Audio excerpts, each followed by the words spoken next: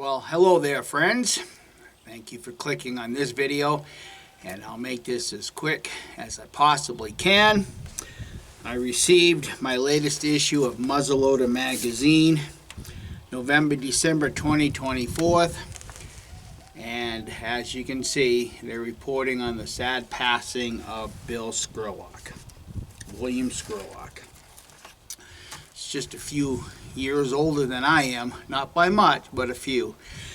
I just want to share with you, friends, my one and only inner reaction with Bill Scurlock. I met this feller many years ago at a national event. He came by my trade tent, and up until that point, I had already known through articles in Muzzleloader magazine that Bill Scurlock self-admittedly could not work flint and striker as proficiently as most of us can. So I introduced him to my snake striker at that time, and basically said, I'm sure it's a good striker, but in my hands it's not going to work well at all. But he encouraged me to send in my snake strikers to Muzzleloader magazine, and he would do a review.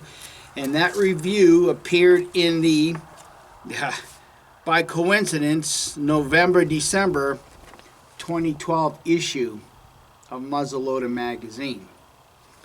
And this is what Bill Scurlock wrote. And many thanks for writing this. But there was one thing in here that caught my attention as to what Bill wrote.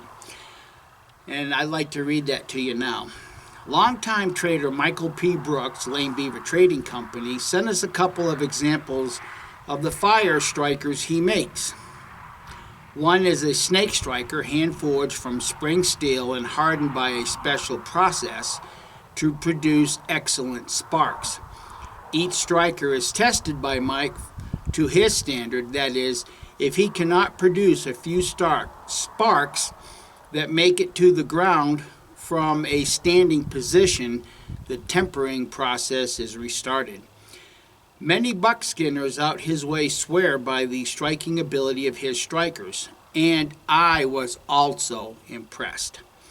Michael uses a sizing jig in making them, so most of the snake strikers are about the same size, 3 inches inside the bends.